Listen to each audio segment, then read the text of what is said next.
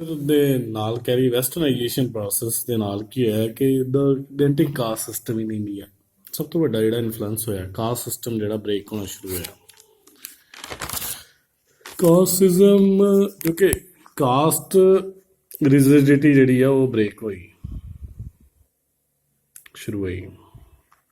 ਠੀਕ ਹੈ। ਦੇ ਆਲਸੋ ਇੰਟਰੋਡਿਊਸ ਦਾ ਮਾਡਰਨ ਐਜੂਕੇਸ਼ਨ। ਉਹਦੇ ਨਾਲ ਕੀ ਆ ਟ੍ਰੈਡੀਸ਼ਨਲ ਜਿਹੜਾ ਐਜੂਕੇਸ਼ਨਲ ਸੈਟਅਪ ਸੀਗਾ ਉਹਨੂੰ ਟ੍ਰੈਡੀਸ਼ਨਲ ਸੈਟਅਪ ਕੀ ਸੀਗਾ ਐਜੂਕੇਸ਼ਨ ਦਾ ਜਿਹੜਾ only limited to a few people ਮਤਲਬ ਜਿਵੇਂ ਬ੍ਰਾਹਮਣ ਸਕੂਲ ਸੀਗਾ ਜਾਂ ਕੋਈ ਹੋਰ ਸ਼ਸਤਰ ਵਿਦਿਆ ਜਾਂ ਕਸ਼ਤਰੀਆ ਲੋਕ ਲੈਂਦੇ ਹੋਣਗੇ ਉਹਨਾਂ ਤੱਕ ਹੀ ਸੀਗਾ। ਮਤਲਬ ਇਸ ਕਰਕੇ ਜਿਹੜੀਆਂ ਹੈਗਾ ਕਿਤੇ ਕਿਤੇ ਇੰਟਰਲਿੰਕਡ ਹੈ। ਐਂਡ ਸੁਪਰਸਟੀਸ਼ਨ ਜਿਹੜੀਆਂ ਸੁਪਰਸਟੀਸ਼ਨ ਸੀਗੀਆਂ ਠੀਕ ਹੈ ਉਹਨਾਂ ਦੇ ਵਿੱਚ ਕਿਤੇ ਨਾ ਕਿਤੇ ਰੈਸ਼ਨੈਲਿਟੀ ਡਿਵੈਲਪ ਹੋਣੀ ਸ਼ੁਰੂ ਹੋਈ। ਤਰਕ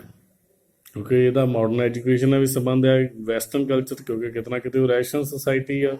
ਉਹਨੇ ਟਰੇਡ ਬਾਰੇ ਵੈਸਟਰਨ ਜਿਹੜੀਆਂ ਹੈਗੀਆਂ ਵੈਲਿਊਜ਼ ਆ ਉਹਨਾਂ ਨੂੰ ਕਦੇ ਵੀ ਜ਼ਿਆਦਾ ਜਿਹੜਾ ਵਾ ਸੁਪਰਸਟੀਸ਼ਨਸ ਇੰਡੀਅਨ ਸੁਸਾਇਟੀ ਕੀ ਆ ਉਸ ਟਾਈਮ 'ਤੇ ਜਿਹੜੀ ਹੈਗੀ ਆ ਇੱਕ ਉਹ ਇੰਪੈਕਟ ਕੀਤਾ ਇਨਫਲੂਐਂਸ ਕੀਤਾ ਕਿਤੇ ਨਾ ਕਿਤੇ। ਐਂਡ ਲੇਟਰ ਔਨ ਵੈਸਟਰਨਾਈਜੇਸ਼ਨ ਕਰਕੇ ਜਿਹੜੀਆਂ ਪ੍ਰੋਸੈਸ ਕਰਕੇ ਹੀ ਮਾਡਰਨ ਐਜੂਕੇਸ਼ਨ ਫਸਟ ਜਿਹੜੇ ਹੈਗੇ ਆ ਇੰਟਲੈਕਚੁਅਲ ਡਿਵੈਲਪ ਹੋਏ ਉਹ ਵੀ ਵੈਸਟਰਨ ਜਿਹੜੀ ਹੈਗੀ ਆ ਉਹਦੇ ਦੀ ਐਜੂਕੇਸ਼ਨ ਜਿਹੜੀ ਮਾਡਰਨ ਐਜੂਕੇਸ਼ਨ ਉਹਦੀ ਦੇਣ ਸੀਗੀ। ਨੂੰ ਇਸੇ ਤਰ੍ਹਾਂ ਹੀ ਜਿਹੜਾ ਵਾ ਮਤਲਬ ਸਮਾਜ ਦੇ ਵਿੱਚ ਬਦਲਾਅ ਆਉਣਾ ਸ਼ੁਰੂ ਹੋਇਆ ਨਾ ਪੀਪਲ ਕੰਟੈਕਟ ਈਚ ਅਦਰ ਇੱਕ ਦੂਸਰੇ ਦੇ ਕੰਟੈਕਟ ਵਿੱਚ ਆਉਣੇ ਸ਼ੁਰੂ ਹੋਏ। And it also ਰੈਡੀਕੇਟ the social ਈਵਲਸ ਜਿਵੇਂ ਸਮਾਜ ਦੇ ਵਿੱਚ ਜਿਹੜੀਆਂ ਹੈਗੀਆਂ ਜਿਵੇਂ ਸਤੀ ਪ੍ਰਥਾ ਠੀਕ ਹੈ ਛੂਤ ਅਨਟੱਚੇਬਿਲਿਟੀ ਇਹੋ ਜਿਹੀਆਂ ਜਿਹੜੀਆਂ ਵੀ ਮਤਲਬ ਬੁਰਾਈਆਂ ਪਈਆਂ ਸੀਗੀਆਂ ਸਮਾਜਿਕ ਬੁਰਾਈਆਂ ਜਿਹਨੂੰ ਕਹਿ ਸਕਦੇ ਹਾਂ ਉਹਨਾਂ ਨੂੰ ਜਿਹੜੀ ਹੈਗੀ ਆ ਕਿਤੇ ਨਾ ਕਿਤੇ ਜਿਹੜੀ ਹੈਗੀ ਆ ਮਤਲਬ ਠਾ ਲੱਗਣੀ ਸ਼ੁਰੂ ਹੋਈ। They have made some laws also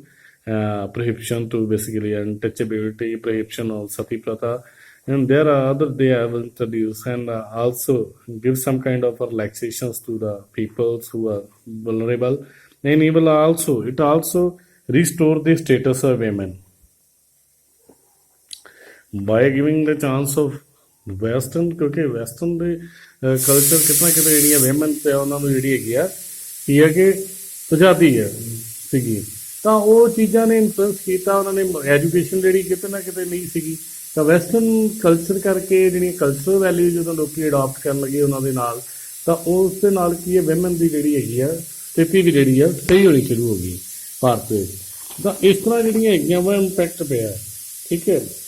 ਤਾਂ ਇਸੇ ਤਰ੍ਹਾਂ ਉਹਨਾਂ ਨੇ ਪੈਟਰੀਆਰਕਲ ਸੈਟਅਪ ਜਿਹੜਾ ਸੀਗਾ ਮਜ਼ਬੂਤ ਪੈਟਰੀਆਰਕਲ ਸੈਟਅਪ ਸੀਗਾ ਪਿਤਾ ਪੁਰਖੀ ਪਰਿਵਾਰ ਪੈਟਰੀਆਰਕਲ